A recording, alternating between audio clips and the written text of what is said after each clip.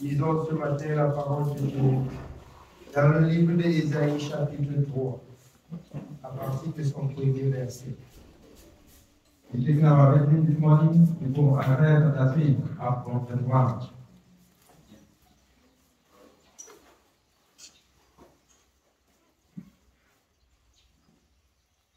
Je voudrais tout d'abord manifester la reconnaissance du Dieu créateur.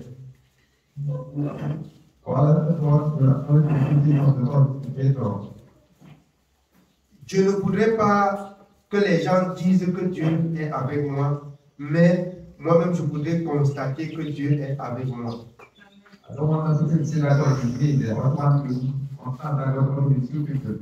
Je ne voudrais pas que les gens me disent que Dieu est avec toi, mais je voudrais me rassurer que Dieu est avec moi.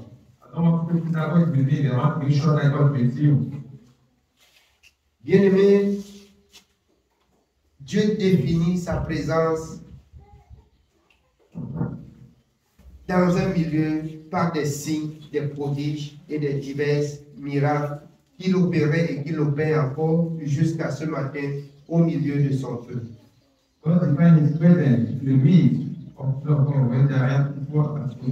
Ce n'est pas pour moi une gloire, mais je voudrais parler parce que certains qui ont fréquenté le milieu du peuple de Dieu dans cette assemblée ont dit Dieu était avec eux, mais Dieu n'est plus avec eux.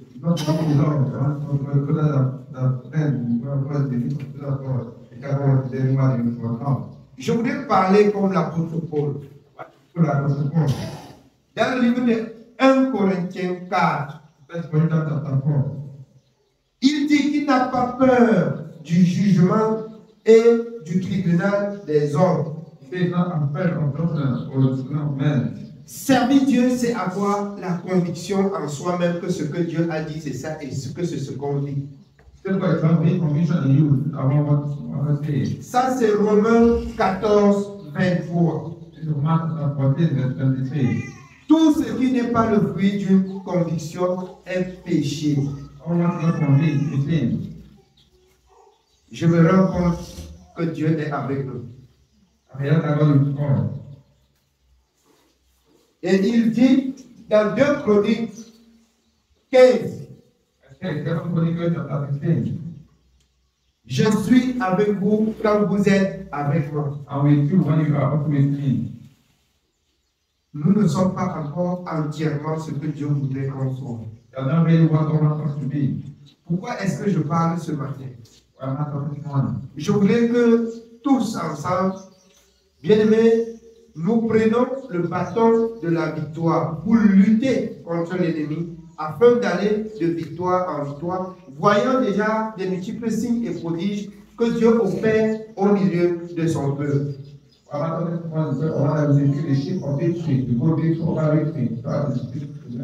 Ce n'est pas la main d'un homme. Dieu, avec Israël, a tendu la main. Et sa main se faisait connaître sur Israël. Quand l'Éternel retirait sa main sur Israël, Israël mourait en bas.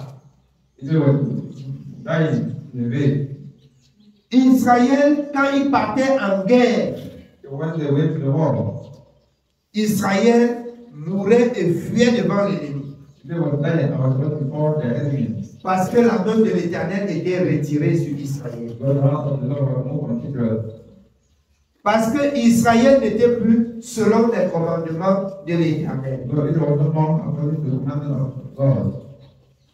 Je ne voudrais pas nous faire comprendre que tellement nous sommes déjà arrivés. Dieu a manifesté son amour pour Israël quand Israël ne connaissait rien.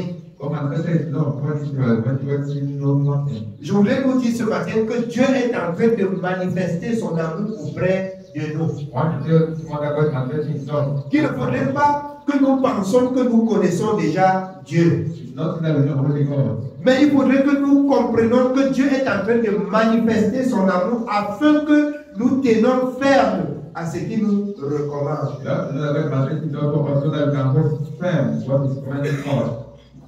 Dieu est en train de manifester son amour. Dieu montre qu'il est présent. Dieu a montré à Israël qu'il était présent, mais Israël a servi Dieu avec légèreté. Et l'Éternel s'est irrité contre Israël. C'est alors que Israël périssait. Je voudrais que nous prenions conscience que Dieu est là. Quand Dieu est là, on apprend à entendre sa voix. Quand on apprend à entendre sa voix, on apprend aussi à faire sa volonté.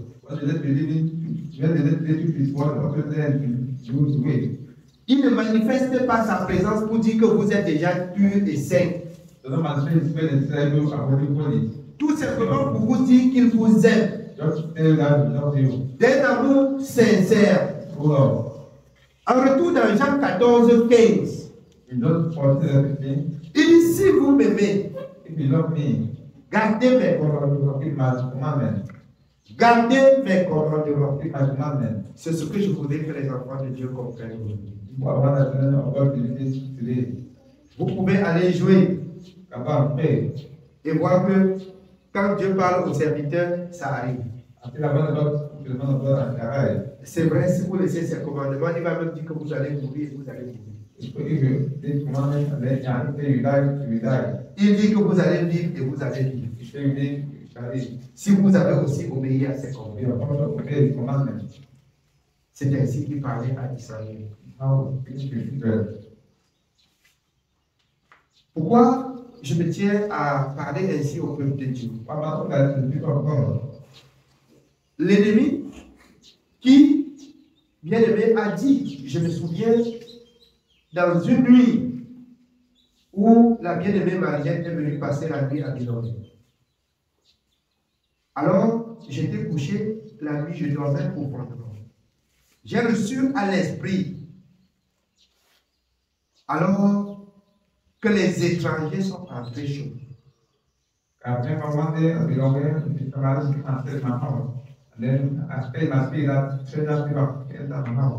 Quand je me suis levé, en arrivant au salon, elle était comme folle. Elle ne criait pas, mais elle se tordait. Elle se tordait. La voix, on n'entendait pas sa voix. Vous pouvez dire que j'ai entendu sa voix pour me lever. J'ai dit, j'ai reçu à l'esprit que les étrangers sont entrés chez moi. Des corps étranges. Alors, quand j'ai levé la main, au nom de Jésus, alors un esprit a crié. Je vous ai dit qu'on ne part pas à Bilongue. On venait chercher quoi à Bilongue? L'autre a commencé à crier où on le veut. J'ai dit, sortez de ma maison. Ce n'est pas pour vous ici un lieu de repos. Ils ont déclaré que c'est leur reine. J'ai dit qu'elle est devenue enfant de Dieu. Elle est morte et elle est ressuscitée avec Jésus. Si elle vit maintenant, elle vit pour Jésus. Vous n'avez plus de pouvoir sur elle. Je vous ordonne de sortir au nom de Jésus. Alors, elle s'est jetée au sol. Certains esprits sont partis. Celle qui se disait reine a dit, j'ai saisi ses entrailles. Elle ne pourra jamais enfanter. J'ai dit, Jésus-Christ a payé tout le prix à la croix à Golgotha pour elle. Elle va enfanter au nom de Jésus-Christ. Toi qui dis qu'il restait dans ces rêves-là, je t'ordonne de sortir au nom de Jésus. Elle a poussé un cri. Elle est partie. J'ai exhorté la bien-aimée. Vous pouvez me condamner tous les jours parce que je parle de la sanctification et de la sainteté. Vous ramassez les pierres pour me jeter dessus. Mais je te le dis, si tu ne te sanctifies, si tu ne te purifies, si tu ne changes ta mauvaise voix qui a attiré sur toi les démons, la mauvaise parole va aussi s'accomplir. Le Seigneur a usé de compassion dans ton ignorance. Alors, dès maintenant, renonce à toutes les mauvaises voies que tu as empruntées. Elle se repentit. Elle se repentit. Et alors, elle, de tout ce qu'elle avait même contre moi. Pas que j'avais péché contre elle. C'est elle qui méditait le mal. Et c'est elle qui avait des mauvaises actions envers moi. Alors, j'ai dit, si c'est à mon niveau, je le pardonne. Moi, personnellement, j'étais déjà pardonné. Cherche le pardon de Jésus. À mon niveau, ce n'est plus un problème. Cherche le pardon de Jésus. C'est ainsi qu'elle a pris tout le temps de se dépouiller, de renoncer, de s'humilier, jusqu'à ce que Dieu se glorifie et un enfant nous est né. C'est pourquoi je prends la mesure sur ma foi. Dieu est avec moi pour que je lui serve, pour que je le craigne, pour que je fasse sa volonté. Je voulais vous exhorter ce matin de nous dépouiller. Les hommes peuvent croire, comme ceux qui sont quittés hier, disant on utilise les parfums, ils acceptent qu'on utilise les parfums. On met les voiles comme ça, on met les voiles par-ci et par-là. C'est ce que l'apôtre Paul a appelé des généalogies sans fin. On laisse de prêcher ce qui en fait la vie et le salut et on prêche des futilités. Chaque personne devrait se sanctifier. Quand vous allez prendre conscience de la vie du péché, vous seriez réellement affranchi par Jésus et vous seriez libre. Si bien que vous touchez à ce que Jésus ne vous permet pas de toucher, vous seriez troublé. Voilà ce qu'on devrait enseigner au peuple. Il faut que le peuple se dépouille jusqu'à être connecté à Dieu. Quand vous seriez connecté à Dieu, vous faites un faux pas. C'est Dieu qui va vous dire que vous avez fait un faux pas. Ce ne serait plus sur le contrôle de l'homme. Parce que ce qu'on te dit, enlève, dépose, marche, ne marche pas. C'est la voie de l'homme.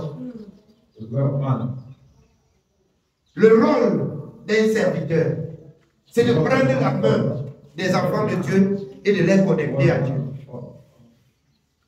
C'est de prendre la main des enfants de Dieu et de donner à Dieu. Si l'homme de Dieu arrive à donner la main de l'enfant de Dieu à Dieu, jusqu'à ce que c'est le Seigneur qui tient la main, voici ce qui va se passer. Lève-toi, mon fils. Alors, quand le Seigneur va dire, marche, tu ne marches pas. Voici ce qu'il va faire. Il va fouetter. Tu vas marcher. Il va fouetter. Mais quand la main n'est pas entre les mains de l'Éternel, tout ce que tu peux dire, marche, ne peut pas marcher. Touche et ne touche pas, ne peut pas marcher. Je vous dis ce matin, on doit avoir cette connexion-là avec Dieu. Et non des généalogies sans fin. Quand vous êtes connecté à Dieu, si j'arrive à vous connecter à Dieu, si vous voulez vous pécher contre Dieu, Dieu qui a pris votre main, c'est lui qui va vous corriger. Ce n'est pas normal. Je ne suis pas Dieu. C'est pourquoi dans Apocalypse chapitre 22, que ceux qui se sanctifient davantage. Que ceux qui pêchent contre Dieu pêchent davantage.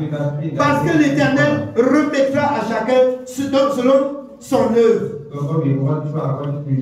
Pourquoi on doit être le Saint-Esprit derrière les enfants de Dieu?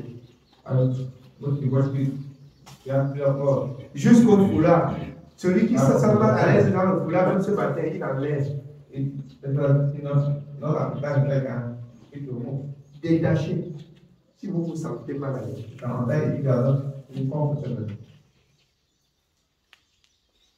Je suis sûr que si l'Éternel a tenu votre main, vous n'allez pas traverser la barrière sans rendre compte. Le rôle et le but, c'est qu'on arrive à être connecté à Dieu.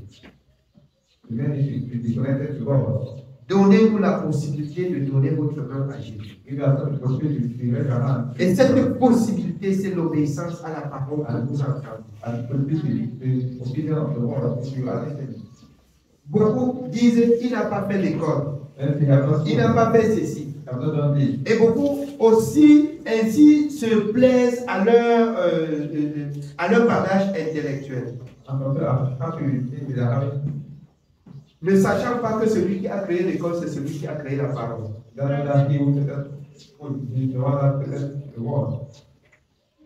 C'est la parole là qui a créé toutes choses.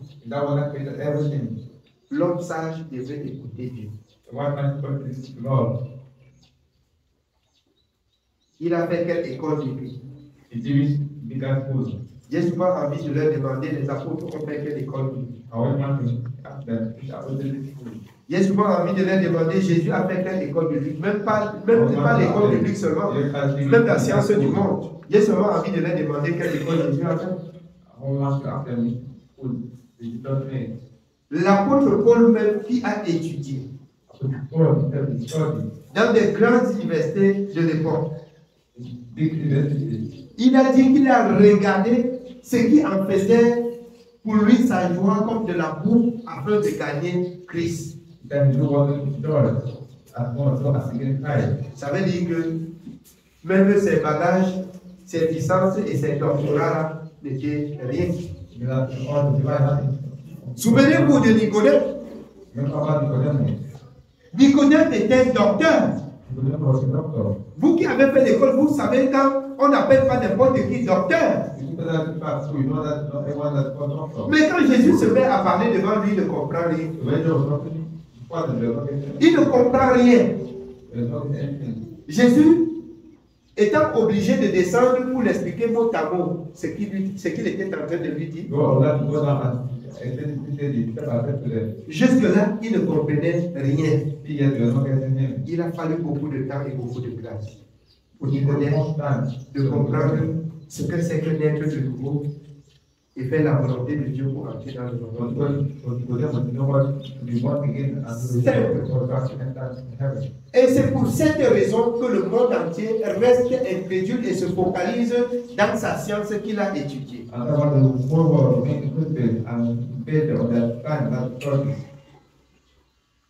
Alors, c'est pourquoi Jésus a posé la question aux pharisiens.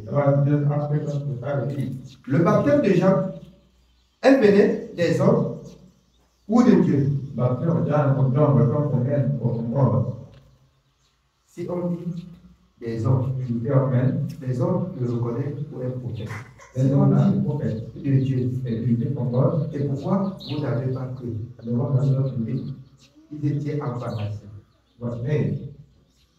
C'est pourquoi, jusqu'aujourd'hui, même le problème du baptême sur la terre reste, bien aimé, très loin et caché devant des religieux. Ils affirment ce qu'ils ne connaissent pas.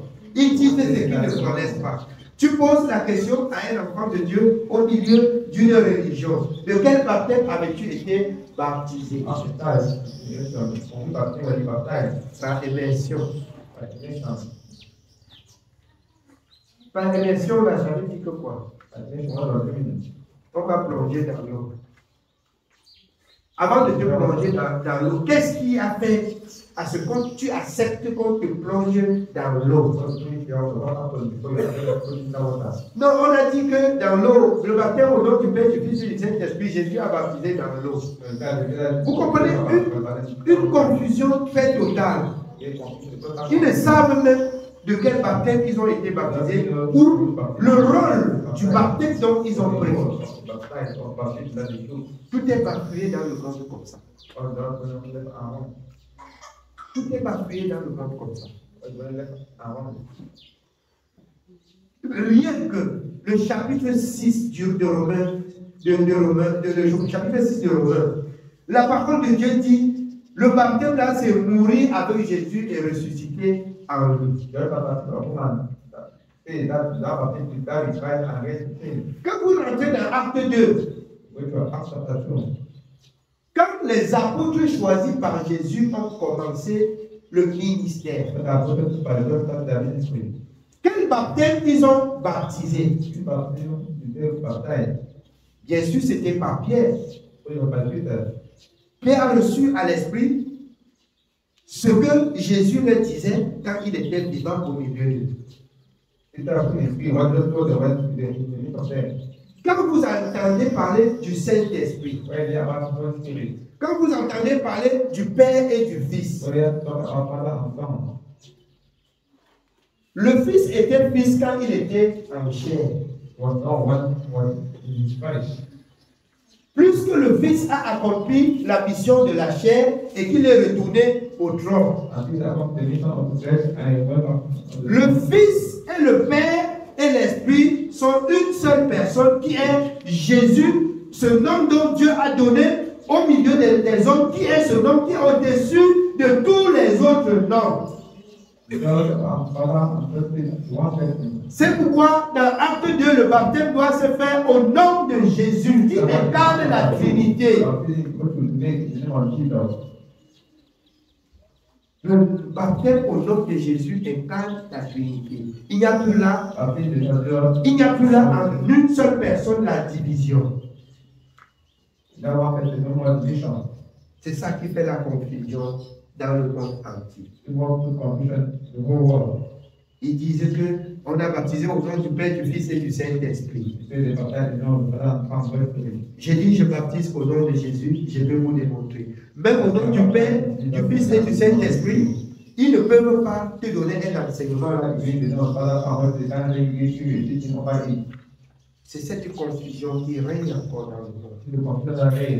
Pour peu de temps, quand les gens entrent au milieu du groupe, ils ne connaissent même pas ce que c'est que le baptême. Pour eux, comme ils t'ont accompagné dans l'eau pour baptiser, ils sont devenus des prophètes.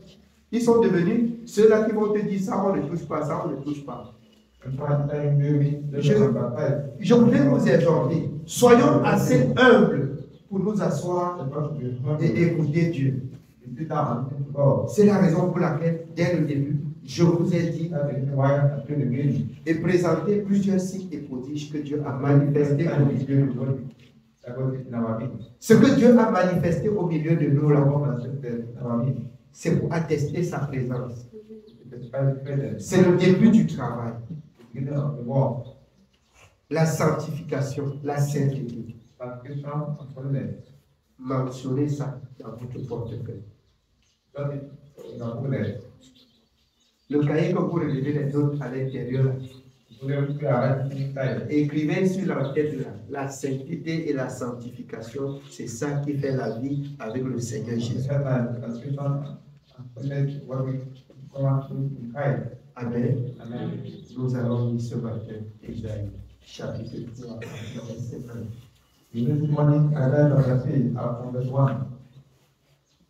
1. Ésaïe chapitre 3. Ésaïe chapitre 3, nous commençons au verset 1.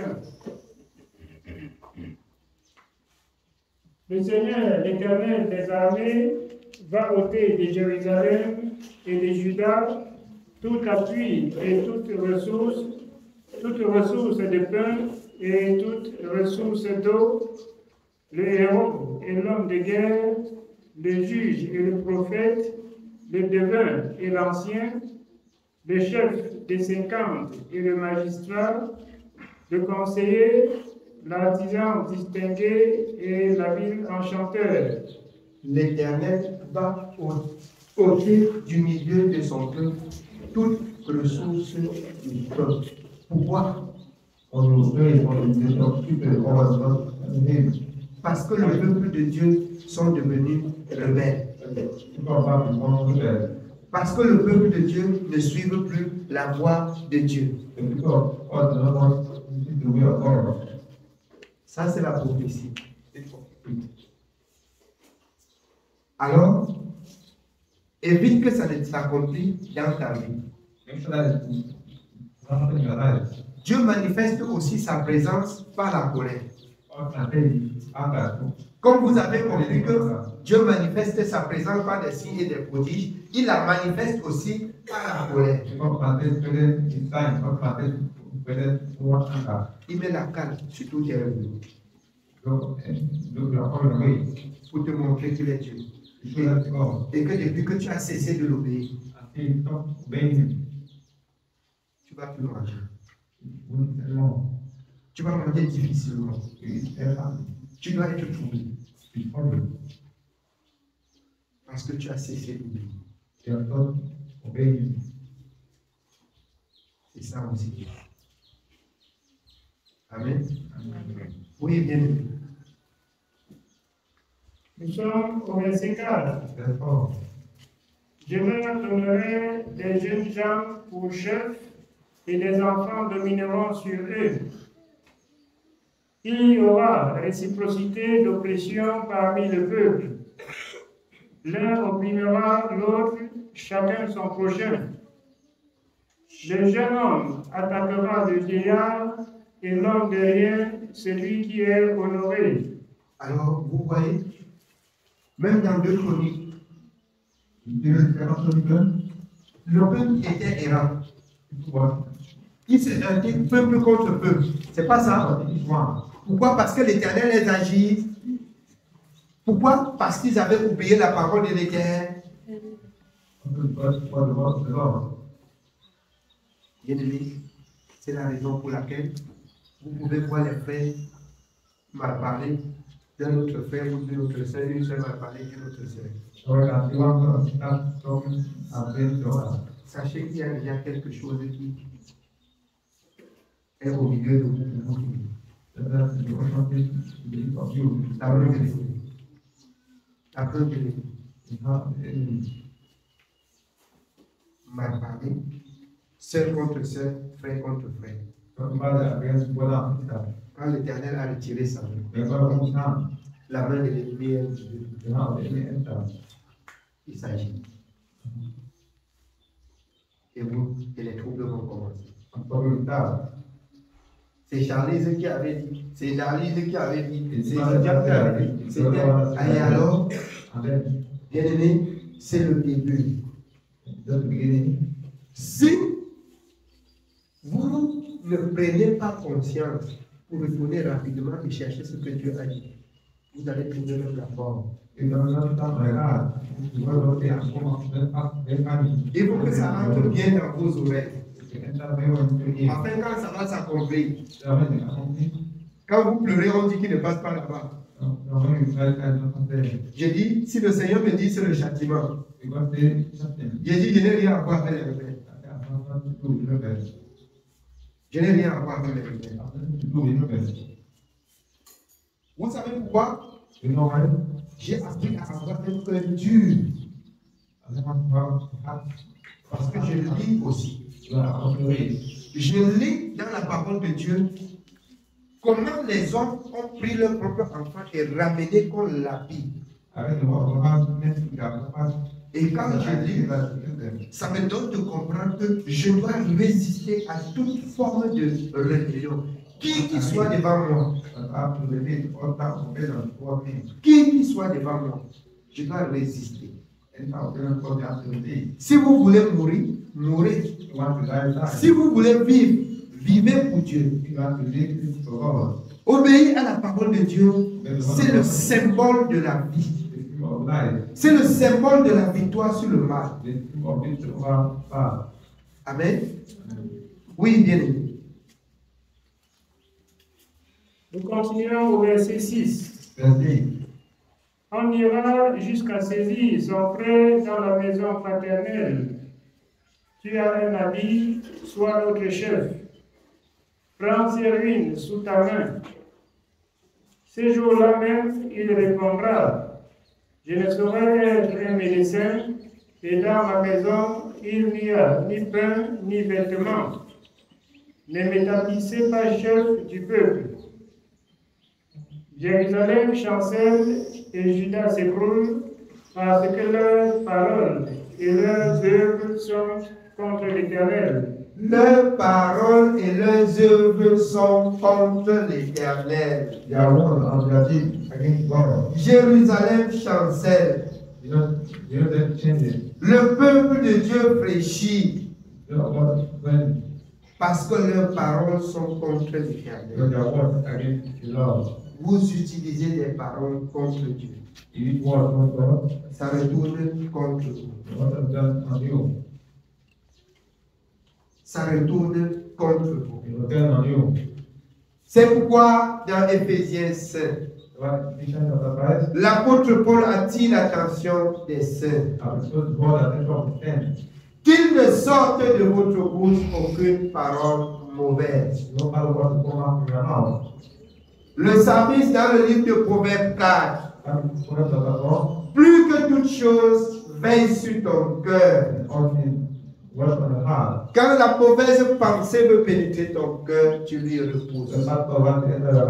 Parce que la mauvaise pensée qui entre dans ton cœur fait pousser la mauvaise parole de ta bouche. Et tu es prise au filet. Tu es tombé devant ton Dieu. Ne prenez pas ces paroles avec légèreté. Pour ceux qui prononcent encore des paroles à la maison aux enfants, vous, chers idiots, pour ceux qui utilisent encore des termes insensés, même disant que c'est à leurs enfants. Quand j'instruisais et je disais à beaucoup disaient qu'il est qui pour entrer dans les maisons des gens et parler. Je n'entre pas dans les maisons des gens pour parler, je parle des enfants de Dieu. Et la maison des gens qui refusent d'écouter la voix de Dieu, ils vont souffrir.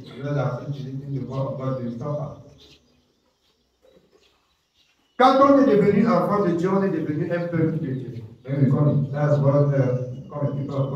Quand on a accepté la parole de Dieu, on est devenu enfant de Dieu. Quand on est devenu enfant de Dieu, on est devenu une famille. Donc, on s'exhorte réciproquement. Tu vois le danger arriver dans la maison de ton frère, tu lui dis, le danger arrive. Voici ce que nous devons faire pour nos enfants. Voici ce que nous devons faire pour nos femmes. Il est qui pour parler à ma femme? Il est qui pour parler à mon enfant? Vous êtes insensés. Vous êtes toute une bande de rebelles. Et c'est ce genre de rebelles que Dieu traite avec colère. Avec colère. On parlait des enfants. D'autres on voit seulement qu'ils parlent comme ça de mon enfant. On parle comme ça de mon enfant. Je parle de nos enfants. Pour moi, il n'y a pas la barrière. Je parle de nos enfants. Je parle de nos enfants. Amen. Si je suis insensé, plus que la maison de la prière, c'est chez moi. Je ne devais pas vous parler comme je parlais hier. Je me soucie de nos enfants que vous avez laissés à la maison, afin que vous compreniez que ces enfants sont nos enfants. Ce n'est pas parce que ceux-ci sont auprès de moi que je vais oublier que vous avez laissé d'autres à la maison. C'est pourquoi je rachète le temps et je vous donne aussi le temps d'être avec eux pour les instruire, de même que nous nous retrouvons pour nous instruire dans la parole.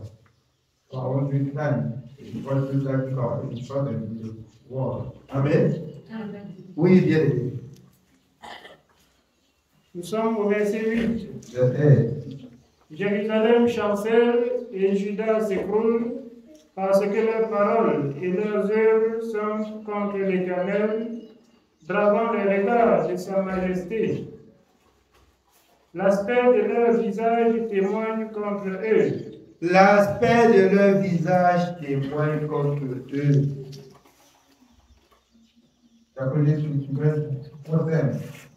Je vais vous dire quelque chose. Quand quelqu'un est affiché contre Dieu, la tristesse l'envahit. C'est pas ça? Ça témoigne que tu n'es pas bon. Ça témoigne que ta vie là, ça ne va pas. Mais quand tu as fait ce que Dieu a dit, la joie va te remplir aussi et tout le monde va voir. J'ai compris aussi pourquoi l'apôtre Paul disait, alors il se couche, il dort, il va, il réfléchit.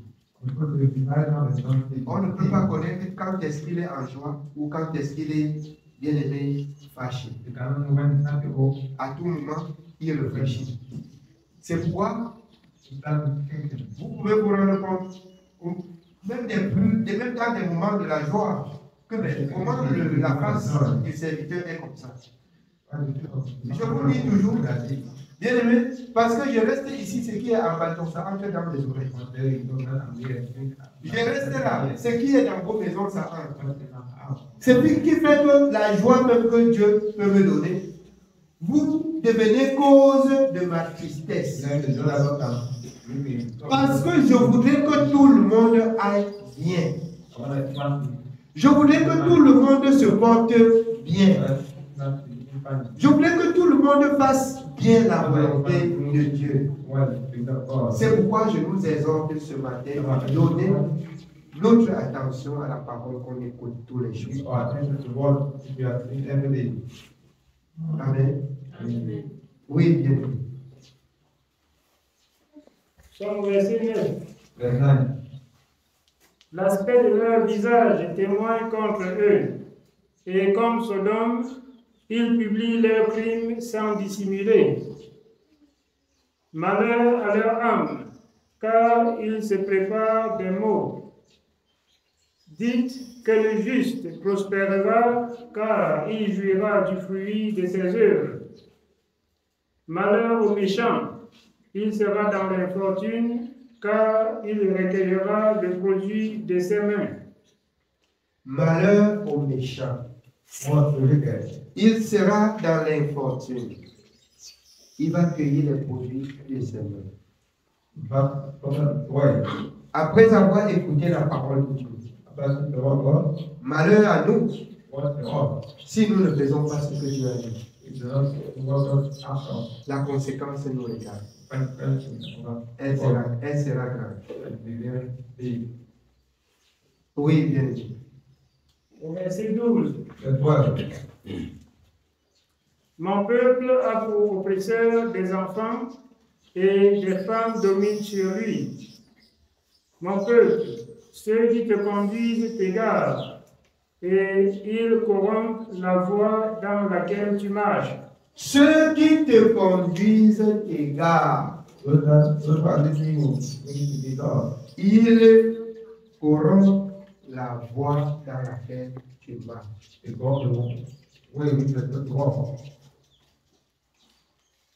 L'apôtre Paul parle dans Colossiens 2. Il demande au peuple de Dieu de ne pas se laisser être la proie des hommes.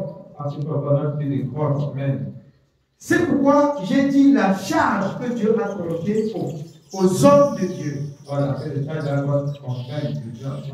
C'est d'arrêter la main des enfants de Dieu et de les connecter à Dieu. Afin que le verset 18 de ce chapitre Colossiens 2 ne s'accomplisse pas dans votre vie.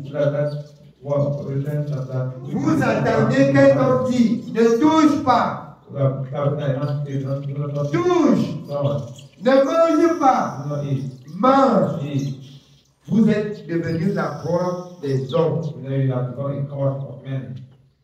Qui est l'homme qui va dire à l'autre, fais et ne fais pas. Ce que Dieu attend de vous, ce que vous croyez. Ce que Dieu attend après la croyance, c'est que vous apprenez à l'écouter.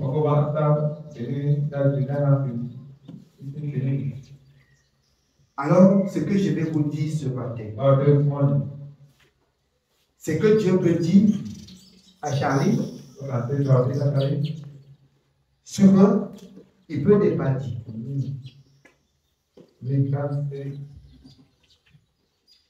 Selon, certainement, un engagement ou une parole que j'ai prononcée un jour à Dieu.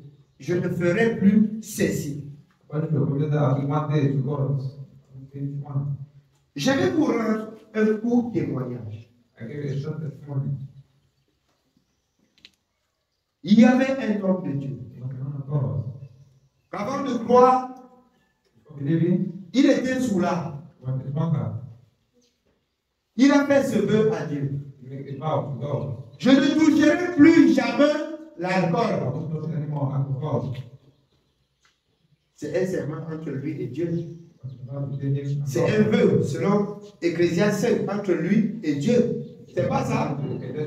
Ce n'est pas parce que tu as dit et fait le vœu, je ne toucherai plus jamais, que tu dois imposer cela et ça devient un commandement pour le peuple de Dieu. Le commandement pour le peuple de Dieu est selon ce qui est écrit. Et le vœu entre toi et Dieu est selon ce que tu as dit à Dieu. Il faut apprendre à faire la différence entre vœu et commandement. Le lendemain, tu as fait le vœu à l'Éternel, tu prends, tu touches la boisson, tu rencontres tous les troubles du monde. Ça devient que aucun enfant de Dieu ne doit toucher la viande. Tu vas me montrer là où c'est écrit. Tu vas me montrer là où c'est écrit. Tu vas me montrer où c'est écrit. Si tu as fait ton vœu, honore ton vœu devant ton Dieu. Que ton vœu ne devienne pas un commandement que tu appliques sur le peuple de Dieu. Tu as fait le vœu, je ne mettrai plus jamais le parfum. Et tu dis aux enfants de Dieu, le jour où tu mets le parfum, tu vomis jusqu'à tes ailes, tes soeurs veulent sortir. Tu dis aux enfants de Dieu, on ne touchera plus jamais le parfum. Montre-moi où c'est écrit. Montre-moi où c'est écrit. Si tu as fait ton vœu, respecte ton vœu. Respecte ton vœu que tu as fait envers ton Dieu. Et que ton vœu ne devienne pas un commandement que tu augmentes à la parole de Dieu, un fardeau sur le dos du peuple de Dieu.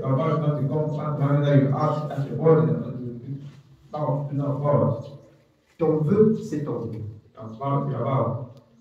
Ne l'applique pas sur les enfants de Dieu. Et c'est ce que beaucoup d'hommes de Dieu ne connaissent pas. Le vœu devient une révélation. Le Seigneur m'a révélé cela en me reprenant même. Non, le Seigneur ne t'a pas repris parce que tu as fait cela. C'est parce que tu as fait un vœu et que tu n'as pas honoré ton vœu. Ton vœu ne devient pas une prophétie. Ton vœu ne devient pas un commandement. C'est ce que beaucoup ont essayé pour faire entrer à l'église. Je leur ai dit, Le Seigneur m'entend averti. Je vous vois bien. L'autre là, ça va prendre pour vous qui êtes assis. Ça me prend pas. L'autre là, ça me prend pas. J'ai vu tellement beaucoup de faux hommes de Dieu dans les prophéties, bien qu'aujourd'hui, là, on ne débatte pas avec les prophéties. Moi non plus, je ne porte pas le micro pour vous épater. La prophétie reste écrite. Les gens vont vous dire, j'ai fait un rêve que j'ai renversé l'ennemi avec le bâton. Pour chasser les esprits, maintenant, ça devient l'affaire du bâton. C'est écrit où? J'ai appris dans la prophétie. Pour chasser l'esprit, c'est au nom de Jésus. Je vous ai rendu le témoignage dès le commencement des esprits qui m'ont rendu visite à Philon. J'ai utilisé rapidement le nom de Jésus. Me tenant sur la parole de Dieu, ils ont été renversés. Et le témoignage est vivant.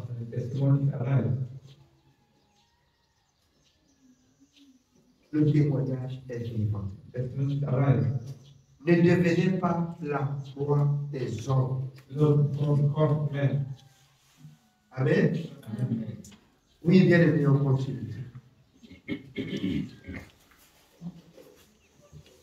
Nous continuons au verset 14.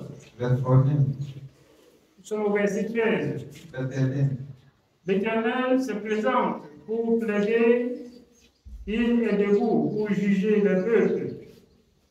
L'Éternel entre en jugement avec les anciens de son peuple et avec ses chefs. Vous savez pourquoi l'Éternel entre premièrement avec les anciens et les chefs? Parce que ce sont eux qui conduisent le peuple. Ceux qui agissent ainsi seront sévèrement jugés. Des vœux deviennent des prophéties. Des songes deviennent des prophéties. Il faut faire attention. Un vœu pour toi, c'est pour toi. Un songe, certainement pour toi et pour toi. Un songe ou un vœu ne peut pas renverser ce que Dieu a dit dans sa parole. No one day. Jamais. Jamais. L'autre doctrine là, irrécevable. Irrécevable. Amen. Oui, bien aimé. L'Éternel entre en jugement avec les anciens de son peuple et avec ses chefs. Vous avez goûté de la vigne. La dépouille du pauvre est dans vos maisons.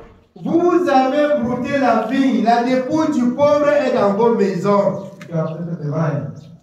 Ils font tout pour avoir ce qu'ils vont manger dans la poche des enfants de Dieu. Ils font tout pour maintenir les enfants de Dieu à leur gré. On voit que tu te revoltes un peu pour partir, on te trouve même au quartier pour te flatter. Si c'est l'argent de ta qui manque, on te donne.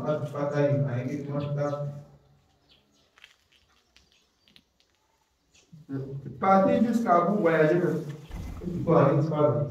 Moi, je reste dans la parole de Dieu. Si vous partez n'importe où vous êtes de Dieu, on va se rencontrer. Si vous partez n'importe où vous êtes de Dieu, on va se retrouver.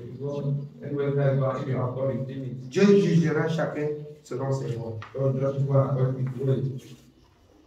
On est dans la maison de Dieu, on n'obéit pas à la parole de Dieu. Les malheurs arrivent. Ça semble être même que le malheur là, pourquoi le Seigneur n'a pas vu. Je suis serviteur pour parler de la part de Dieu, je ne suis pas votre marabout. Alors, si vous voulez mieux comprendre Dieu, gardez ce que vous entendez. Comme je parle là. Je ne suis pas votre marabout. Je suis au service de Dieu. Je ne suis pas au service des hommes. Amen. Oui, bien aimé. Continuons au verset 15. Verset 15. De quel droit foulez-vous mon peuple et écrasez-vous la face des pauvres, dit le Seigneur, l'Éternel des armées. L'Éternel dit, parce que les filles de Sion sont orgueilleuses et qu'elles marchent le cou tendu et les regards effrontés. Écoutez bien, parce que les filles de Sion sont comment? Parce qu'ils sont comment? Orgueilleux, rebelles, orgueilleuses. Voici ce qui doit arriver. Oui. L'Éternel dit, parce que les filles de Sion sont orgueilleuses et qu'elles marchent le cou tendu et les regards effrontés, parce qu'elles font à petits pas et qu'elles font résonner les boucles de leurs pieds, le Seigneur rendra chaud le sommet de la tête des filles de Sion, l'Éternel découvrira leur nudité. En ces jours, le Seigneur ôtera les boucles qui servent d'ornement à leurs pieds et les filets et les croissants, les pendants d'oreilles, les bracelets et les voiles, les diadèmes, les chaînettes des pieds et les ceintures, les boîtes de senteurs et les amulettes, les bagues et les anneaux du nez, les vêtements précieux et les larges tuniques, les manteaux et les gibecières, les miroirs et les chemises fines, les turbans et les surtouts légers. Au lieu de parfum, il y aura de l'infection. Au lieu de ceinture, une corde. Au lieu de cheveux bouclés, une tête chaude. Amen. Je voudrais qu'on comprenne avant d'avancer. De tout ce qu'on a cité là, les autres sont partis, les gens choisis pour eux, c'est le parfum. Les autres ont choisi pour eux, c'est le parfum. Ils passent le temps aux enfants de dire, on ne touche pas le parfum.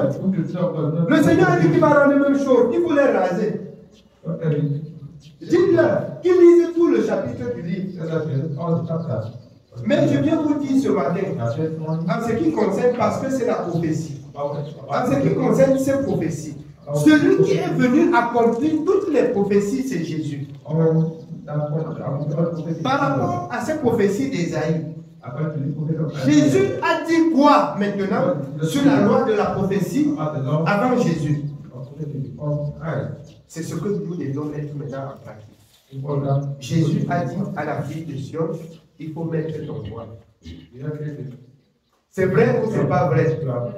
Jésus a dit, il faut ôter les bijoux. C'est vrai ou c'est pas vrai? Jésus a dit, il faut t'habiller décemment. C'est vrai ou c'est pas vrai? C'est vrai ou c'est pas vrai? Jésus a dit qu'il faut laisser le pardon. Je veux rafraîchir un peu votre mémoire. Jésus lui-même a été arrosé par le parfum. Et il a dit qu'on garde le reste pour le jour de sa sépulture. C'était un parfum de grand prix. Donnez-moi le bon parfum, je vais publier sur moi. Alors, plus que Dieu est en train de parler par moi, pour que Dieu ne parle plus par moi, je vois. Donnez-moi du bon parfum. Si vous voulez, je donne le nom, vous partez acheter. Vous me donnez.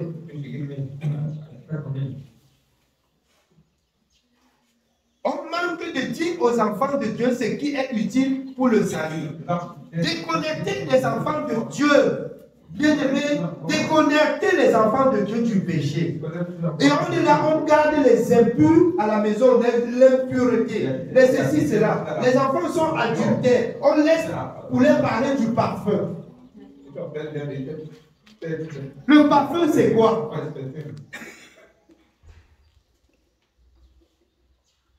Alors, le Seigneur, c'est la sanctification. Le Seigneur, c'est la sainteté. qu'on prenne la main des enfants de Dieu et qu'on les connecte au Seigneur. Et le Seigneur leur dit, ce dont maintenant ils vont jeter. Je me lève le matin, le Seigneur me dit, le parfum, stop. Je ne fais pas de ça une loi pour parler aux enfants de Dieu que le stop pour le parfum a été annoncé. Si quelqu'un sait Dieu, que Dieu lui parle aussi. La seule chose que je dois dire aux enfants de Dieu, c'est de dire ce qui est écrit. Le stop que Dieu m'a dit là, c'est pour moi. Le stop là, c'est pour moi.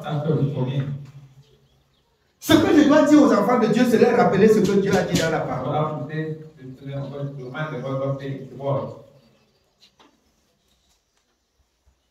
Quand on veut me chercher dans l'enseignement, là, on va me trouver. Amen. Quand on veut me chercher, là, on va me trouver. Parce que ce sont des choses qu'on a poussées, ça n'a pas marché.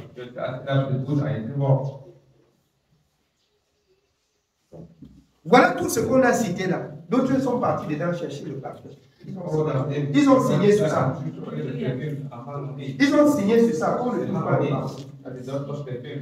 Je voudrais que ceux-là qui ne touchent pas le parfum, là, qui se ravent aussi pour être chaud. Comme le Seigneur a dit qu'il va les déshabiller, il se déshabille même qui marche.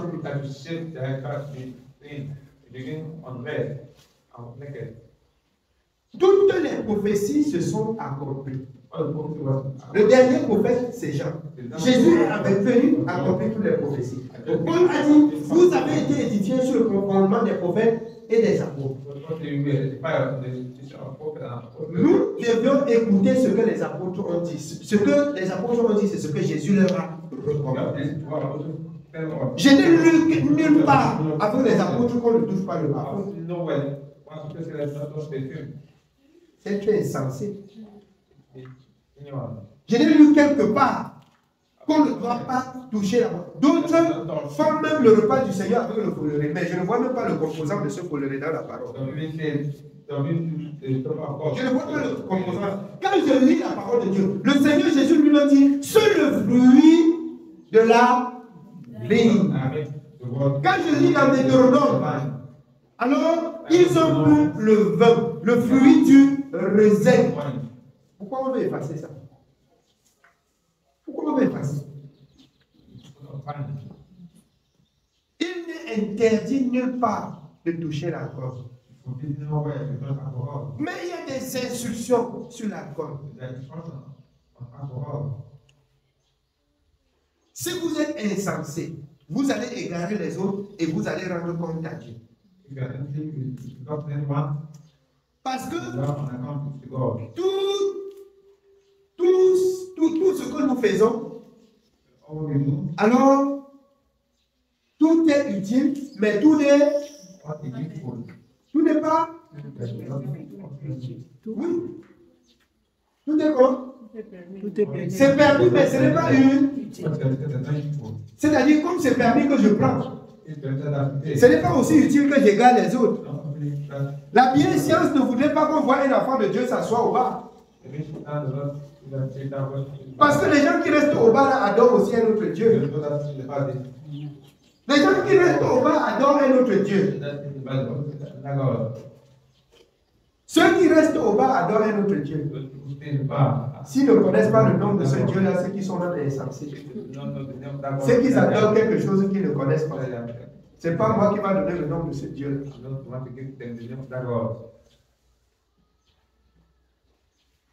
C'est pas ça? Ceux qui restent au bas adorent un autre Dieu. Et ceux qui restent là, ce sont des gens qui adorent le Dieu, qui sont fidèles. Ceux-là sont fidèles. Donc faites attention de vous rejoindre à eux. Amen. Oui, bien aimé, on continue. Nous continuons au verset 24. Au lieu de parfum, il y aura de l'infection. Au lieu de ceinture, une corde. Au lieu de cheveux bouclés, une tête chaude. Au lieu d'un large manteau, un sac étroit. Une marque flétrissante au lieu de beauté. Tes hommes tomberont sous les glaives et tes héros dans le combat. Les portes de Sion gémiront et seront dans le deuil. Dépouillée, elle s'assiera par terre. Je voudrais qu'on continue au chapitre suivant, même si c'est nécessaire. 5 versets. Nous continuons au chapitre 4, verset 1. Et cette femme saisiront en ces jours un seul homme et diront, nous mangerons notre pain et nous nous vêtirons de nos habits. Fais-nous seulement porter ton nom, enlève notre opprobre. Écoutez ce qui va se passer au milieu du peuple rejeté. La souffrance va faire à ce qu'ils se retournent vers les sanctifiés pour dire, nous travaillons, on a le pain, on a tout. Nous voyons que vous avez la vie. Nous voyons que vous avez des beaux enfants. Nous voudrions seulement que tu nous donnes l'enfant et tu pars.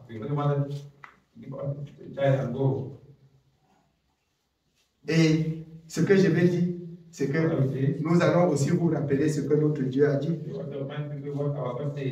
C'est pas ça?